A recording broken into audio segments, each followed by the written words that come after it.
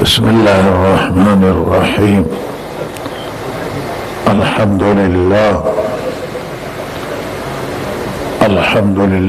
नहमदुहु व नस्तईनुहु व नस्तगफिरुहु व नु'मिनु बिही व नतवक्कलु अलैहि व नऊज़ु बिल्लाहि मिन शुरूरि अनफुसिना वमिन सय्यिआति आमालिना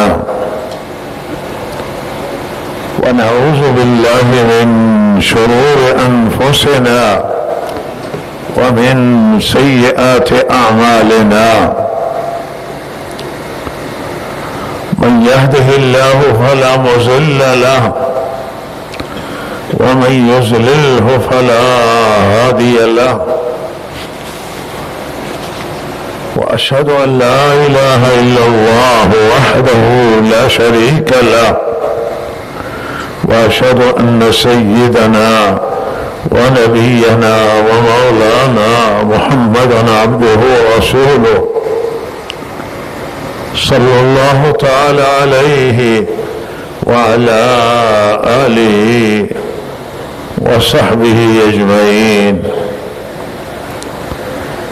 अम्मा बाद फ़अऊज़ु बिल्लाहि मिनश्शैतानिर्रजीम। बिस्मिल्लाहिर्रहमानिर्रहीम। ज़हरल फ़सादु फ़िल बर्रि वल बहर बिमा कसबत ऐदिन्नास लियुज़ीक़हुम बअज़ल्लज़ी अमिलू लअल्लहुम यरजिऊन।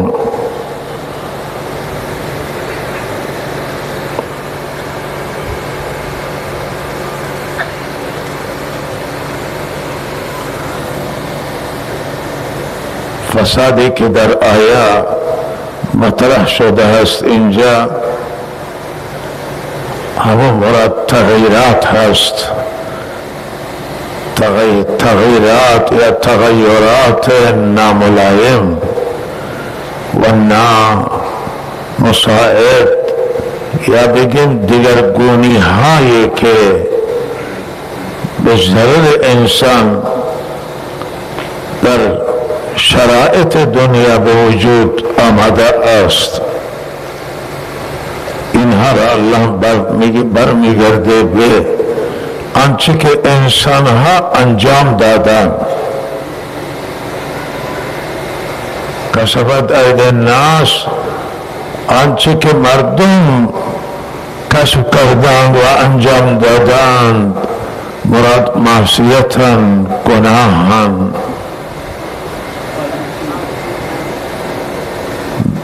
नाफरमानियान वक्त मर्दम दस व नाफरमानी में जनान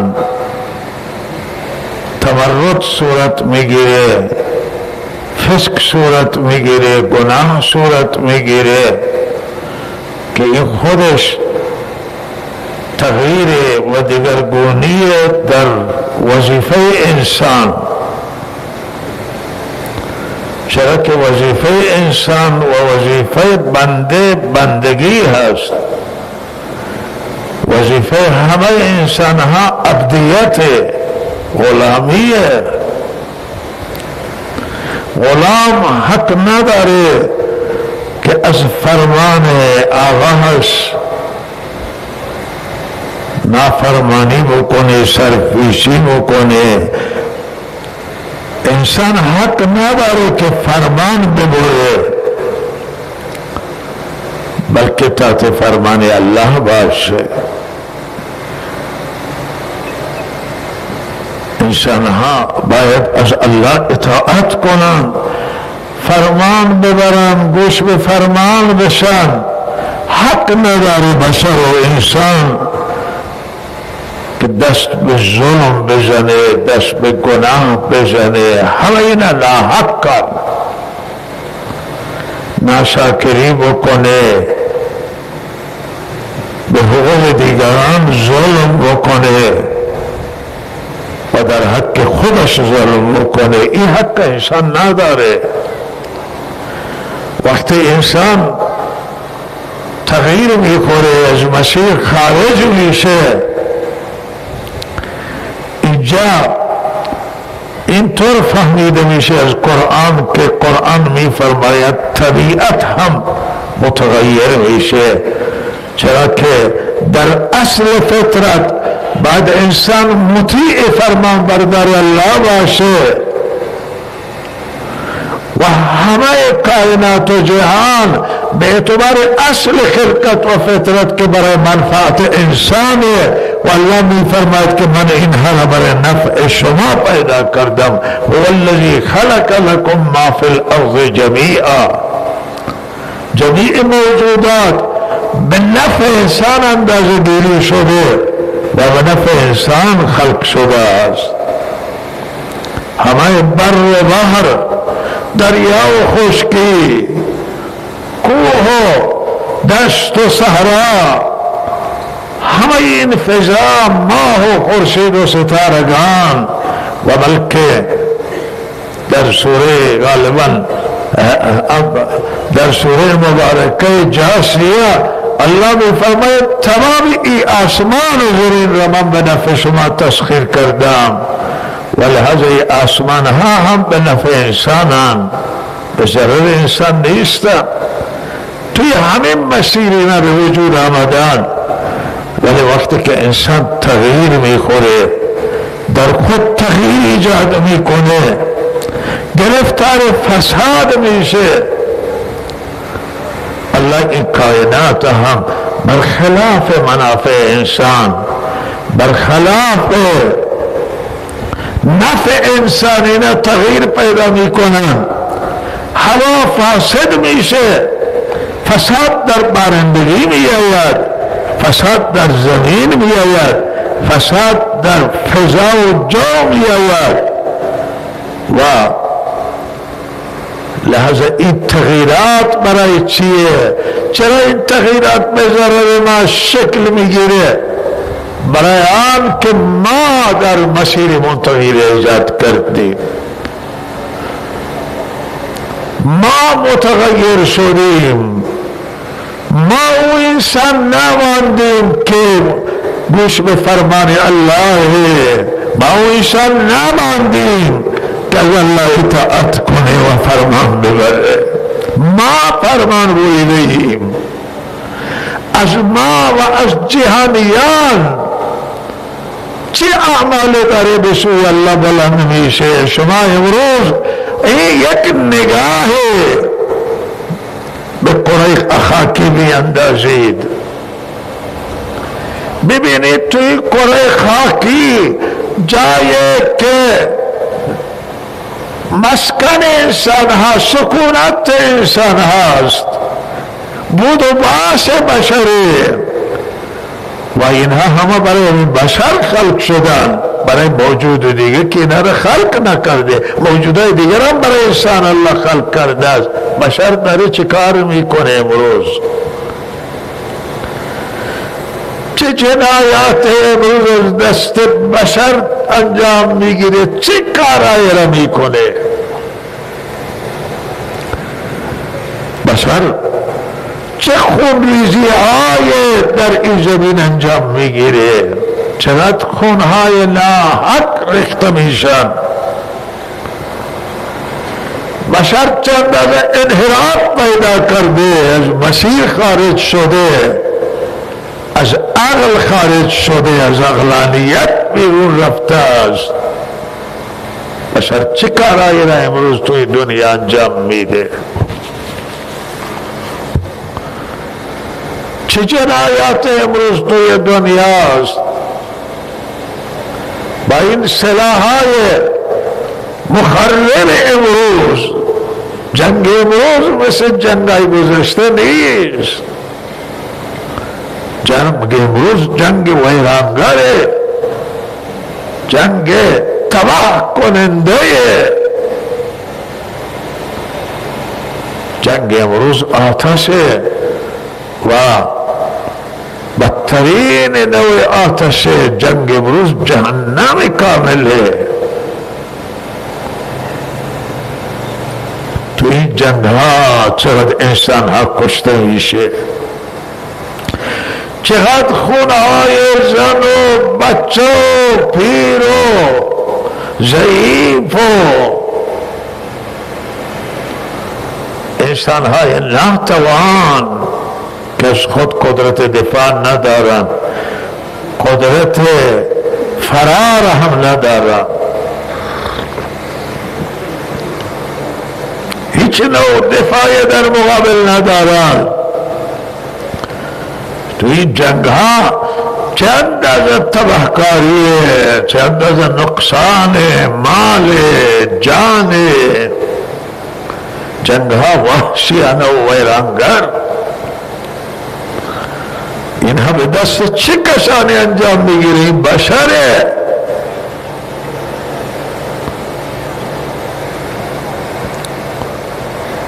بشری که امروز این کار را میکنه، گذشته اگر کسی کار ظلم کرده گفتن درنده، خوی درندگی داره،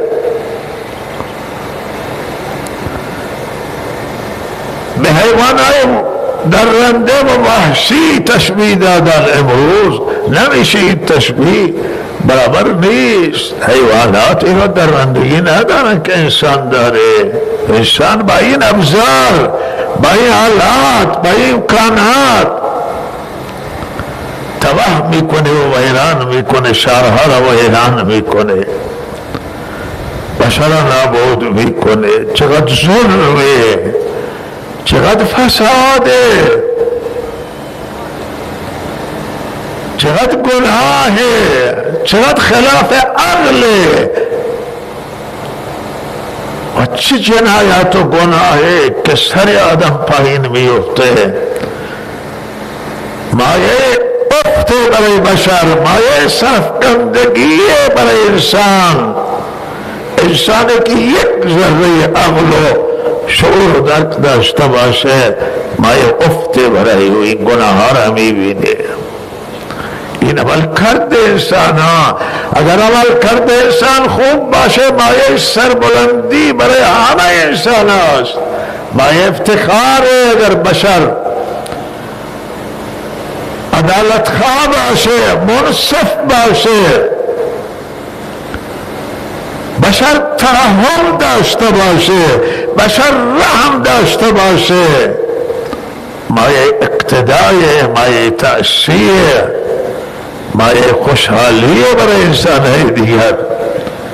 ولی بشر بی رحم، بشر قسی القلب، بشر ویرانگر، مایه ننگ برای همه بشر. انسان هایی که از ریختن خون انسان های دیگر باک نمی کنن، از ظلم بر انسان های دیگر دست به فساد میزنند، دست به گناه های خطرناک میزنند، دست به جنایت و ظلم و جور میزنند. این بشر نفرت انگیزی عمل کرده است، چون همه بشریم، همه انسانان، ولهذا اون انسان هایی که فکر درست میکنن برای اونها مایه افته، مایه سربندگیه، اونا برای خودشون ننگ میدانه این مسائل. امروزها شما تغییرات توی جو میبینید، توی فضا میبینید، وحشتناک گرمیه که توی دنیا را افتاده است. توی اروپا و الان گرمیه که آمده در تاریخ اروپا سابقه نداره و چیز خیلی تعجبه. این سوختن جنگل ها، آتش افتاده که از دست هیچ کسی خاموش کردنش مقدور نیست. جنگل ها آتش میگیرد، شهرها، روستاها توی جنگل ها ویران میشن، مردم کشته میشن، مردم از گرمی دارن میمیرن. اینجا هم گرمی بسیار شدید بوده، توی مناطق هم از سالهای دیگه گرمی بیشتر بوده، ولی خب اینجا دیگه این گرمی همیشه هست. حالا یک وقتی بیشتر و کمتر، اما اونجایی که هیچ گرمی را ندیده، اونجایی که کولر توی زندگی استفاده نکرده، برای اینکه نیاز به کولر نیست. حالا گرمی به شدت وقتی که می آید 40 درجه و بالاتر از 40، لازم این آمادگی برای گرمی ندارم. این تغییر حالا اونها کارشناسان به هر تعبیر میکنن و گرمی به هر اسباب ارتباط میدن. ما کار به اون نداریم، ولی عزیزان من رب الاسباب چرا اینها نادیده میگیرند؟ خدا چرا یک بار به زبانشون نمی آید که این گرمی را الله فرستاده؟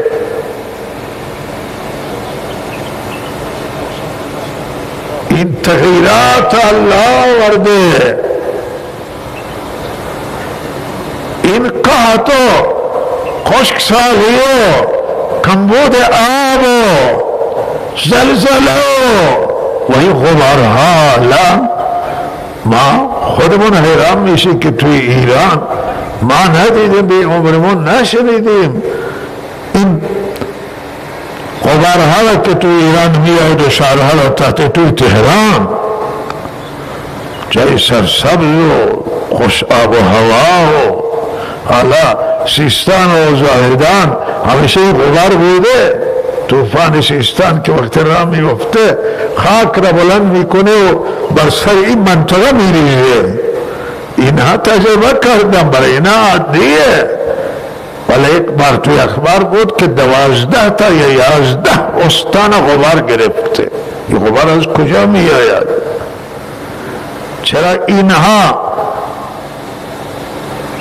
کارشناسان دینی و کسانی که با قرآن آشنایی دارند چرا هشدار نمیدن؟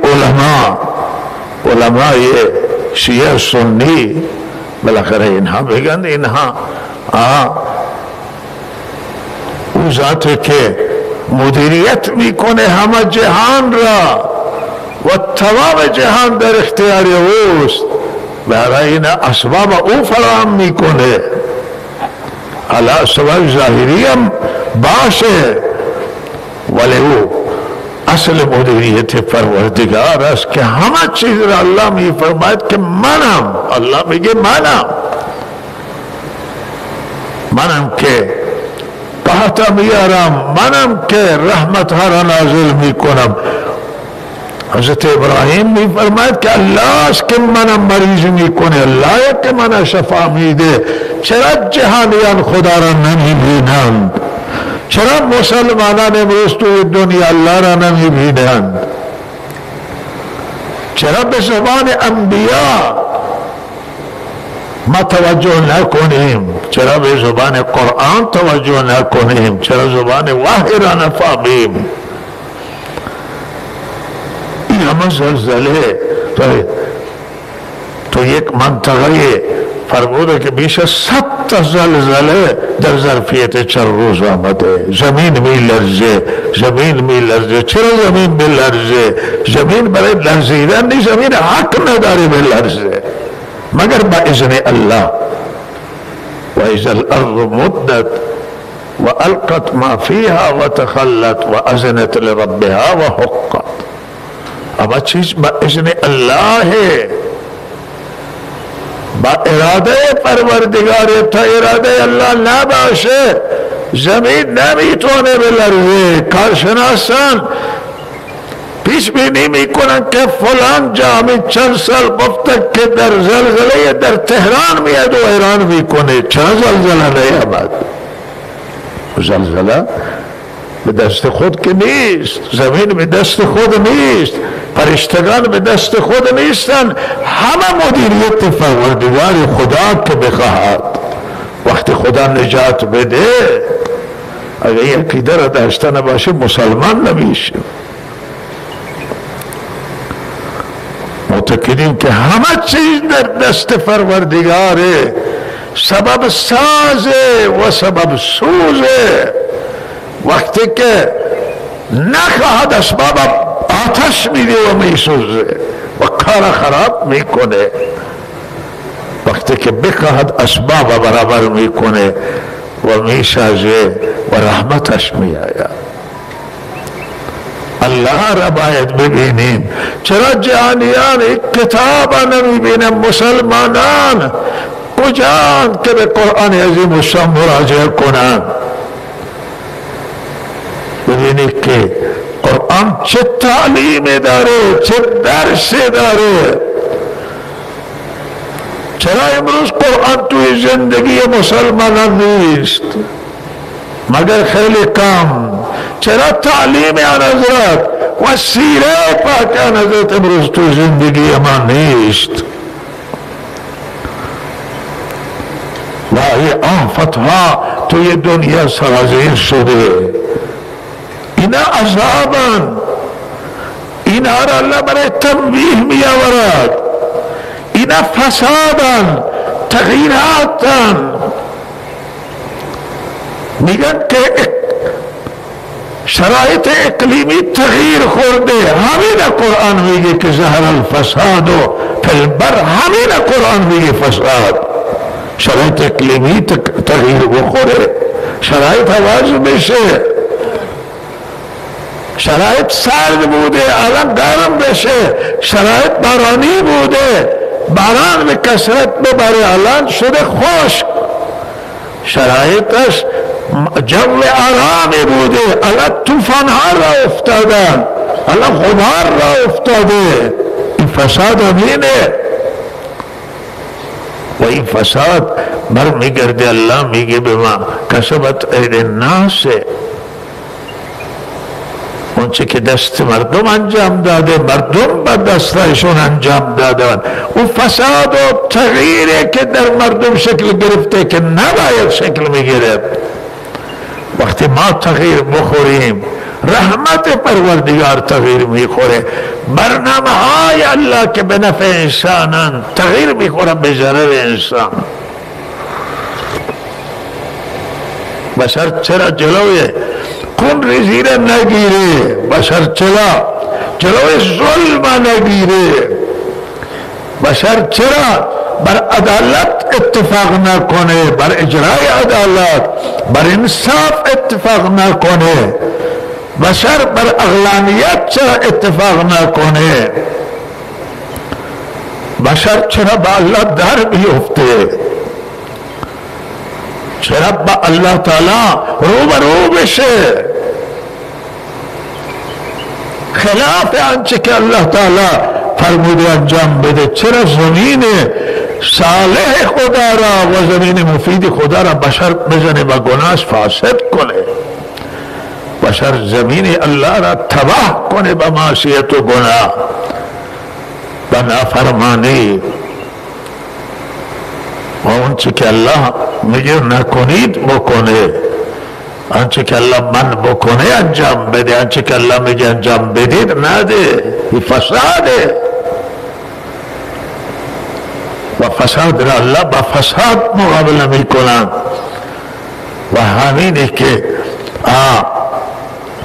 من یک حرف شنیدم که کسی گفتن که بشر هیچ کار نتوانست انجام بده، نکرده. از دست بشر ما معتقدیم که ساخته نیست و شرایط جوی را بشر بتوانه تغییر بده. بشر میتونه زلزله ها را جلو بگیره، بشر میتونه گرمی را جلو بگیره، بشر میتونه قحط باران را جلو بگیره. بشر با بسیاری ملامت میکنن اینجا که میگن چرا حکومت دولت این غبارها را جلو نمیگیره؟ میگه دولت میتونه غبارها را جلو بگیره. او آقا یکی بود از مسئولین گذشته که گفت که امریکا نمیگذاره که توی ایران باران بشه. حرف خیلی خنده‌آور. و امریکا کو باران ابراهام میآیند، امریکایی نمیگذاره باران. بابا امریکایی خیلی جنایتکارن، ولی حکومت امریکا نه ملتش. ولی باران دست حکومت امریکا نیست. اگر باران در دست اینا بود اینها همه باران بر سر خود اونجا نازل میکردن، مشکلات خودشون هم نبود. و آقا اینقدر مردم فریب دادن، بالاخره هی حالا اگر مسلمان باشه غیر مسلمان هی حرف غیر منطقی است. عزیزان من، اینا همه ما باید سر به گریبان خودمون بیندازیم. ما باید اعمال خود یعنی عمل بشر را نگاه کنیم. بشر باید فکر کنه. چرا بشر فکر نمی کنه؟ چرا بشر نمی اندیشه؟ چرا بشر در آخری کتاب الله تعالی کتاب مقدس نگاه نمی کنه؟ چرا به برنامه های انبیاء علیهم السلام، برنامه های کتاب های آسمانی و آخری نبی سخنانش و راهنمایی ارشادش توجه نداد؟ حقیقت و واقعیت آنه که عزیزان امروز تمرد انسان، سرکشی انسان، غفلت انسان، گناه انسان، تغییرات در انسان بسیار زیاده و این ظلم ها سبب همین کرونا این ماموریت داشت که آمد. این ویروس و ویروس های دیگر یکی بعد دیگری آفت ها همه برای آن آمدن که بشر متوجه کنن، انسان ها را بفهمن الله تعالی که مدیریت شما با بالاست. کسی که اختیار جهان داره او حکیمی و توانمندی که همه چیز در دست اوست. چرا به او توجه نکنید؟ چرا این همه ظلم و اجحاف و غفلت و فساد و گناه از خود دوری؟ چرا مسلمانان؟ چرا که بعد امت قرآنان، ملت کتاب آسمانیان، ملت حضرت رسول صلی الله علیه وسلم، امت آن حضرتان، چرا مسلمانان تجدید نظر نکنند؟ مسلمانان کجا هستند که برگردن به سوی الله تعالی، اعمالشون را اصلاح کنند، جامعهشون را اصلاح کنند؟ نه تنها خود را اصلاح کرد، باید جامعه را اصلاح کرد. عذابهای خطرناک که داره می آید عزیزان، اینا عذابها خطرناکن، آفتن.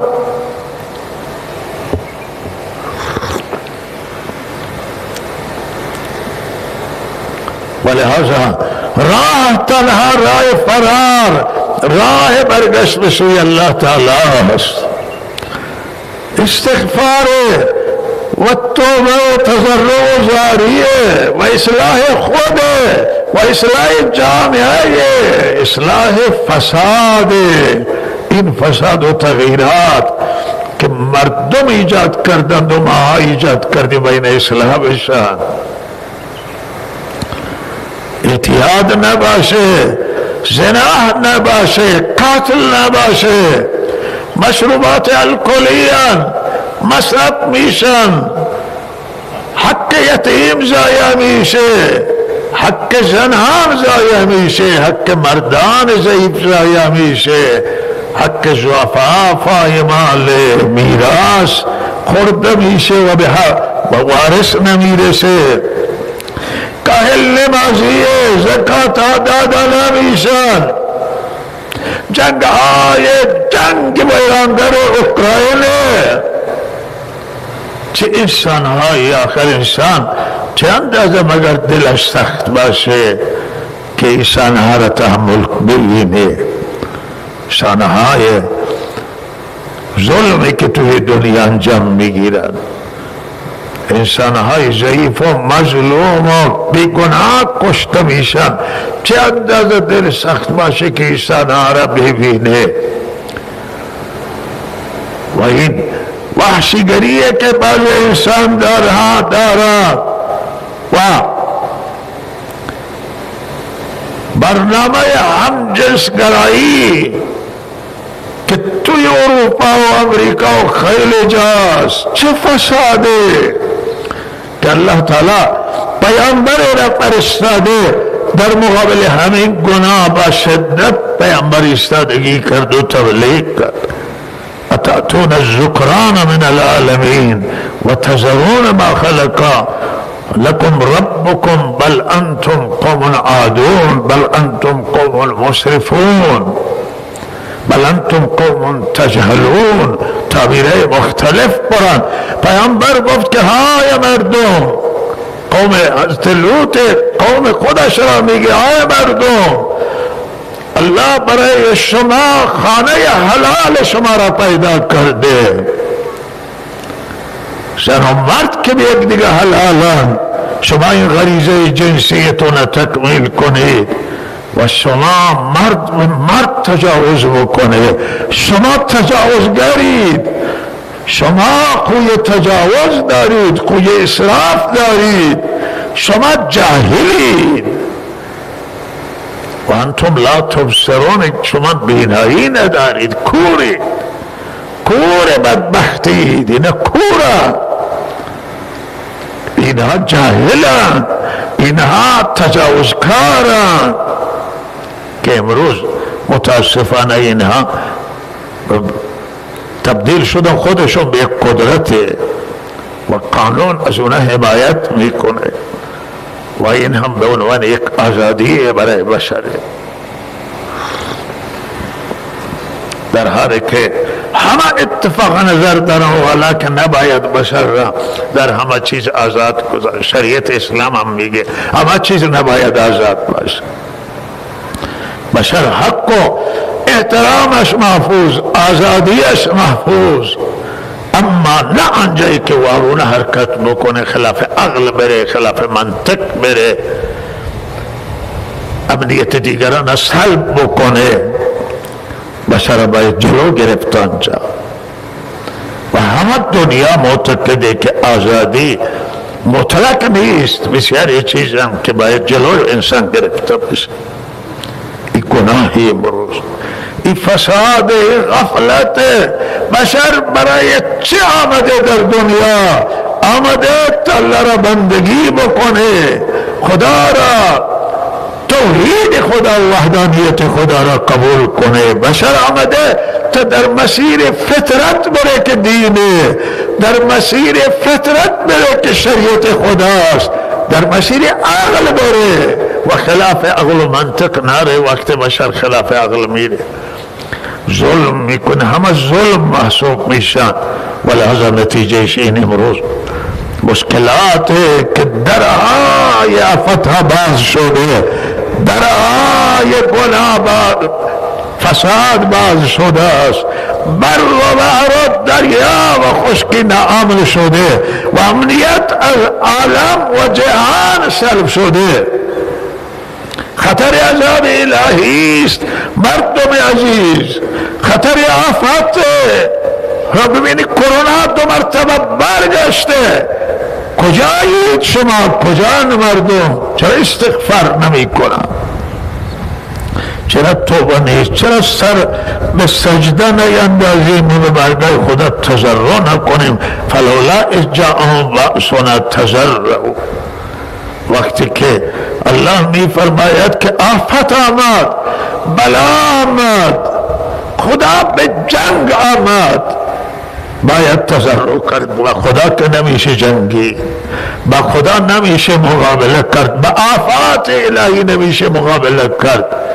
باید سر به سجده بیندازیم و تضرع کنیم، باید توبه و استغفار کرد، باید اعمال خود را اصلاح کرد. دست از بی‌نمازی، کاهل نمازی، دست از نافرمانی خدا، دست از گناه و فساد باید دست کشید.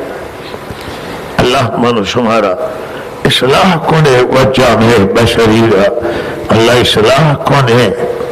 والله ظالمین الله برگردانی از ظلم. هر کسی از ما هر ظلم مرتکبه، هر قدرتمندان ظلم مرتکبان و هر انسان و بشر خلاف عقل میری، الله انصافش بده، الله برگردانه.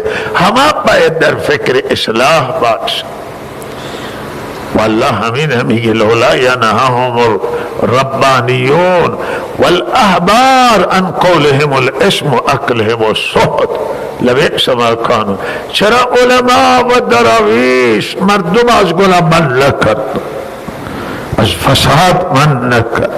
و جای می فلولا کان من القرون من قبلكم اولو بقیت ینهون عن الفساد، قوم عاد و ثمود و لوط و قوم فرعون و 5-6 قوم را الله ذکر کرده در سوره هود که اونا را عذاب داده و تباه کرده است. می فرماید در اینه چرا انسان عاقل نبود که اینها را از فساد من بکنه؟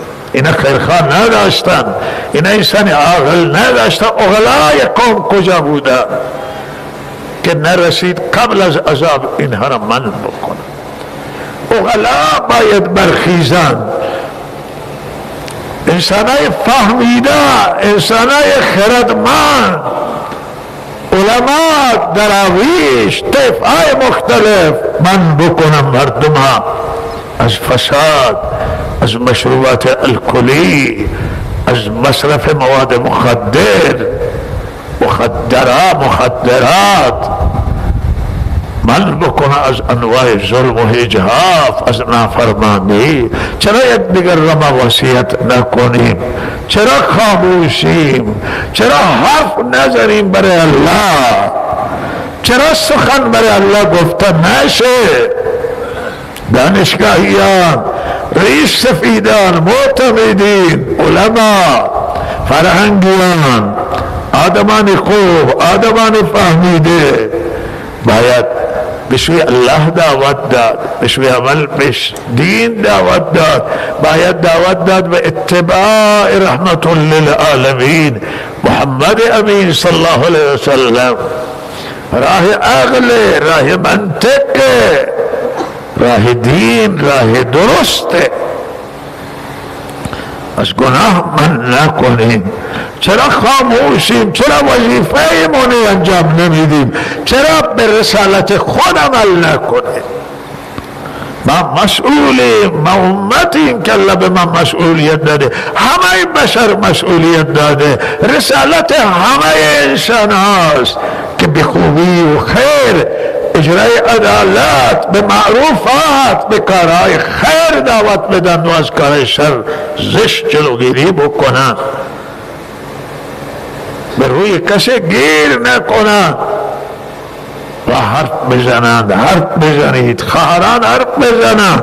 چرا خواهران سکوتن؟ چرا مادران امت مسلمانان سکوتن؟ چرا مردان سکوتن؟ حرف بزنید، صحبت کنید برای خدا، دفاع کنید از حق و حقیقت و از فساد. همه ما باید من بکنیم و از نافرمانی من بکنیم. الله تعالی به همه ما توفیق عنایت کنه و تضرع و زاری و نیایش و توبه استغفار به کثرت بکنیم. حقی که از ما ضایع کردیم برگردانیم، کوتاهی های ما جبران کنیم. الله من شما را توفیق بده و صلی الله علی سیدنا محمد.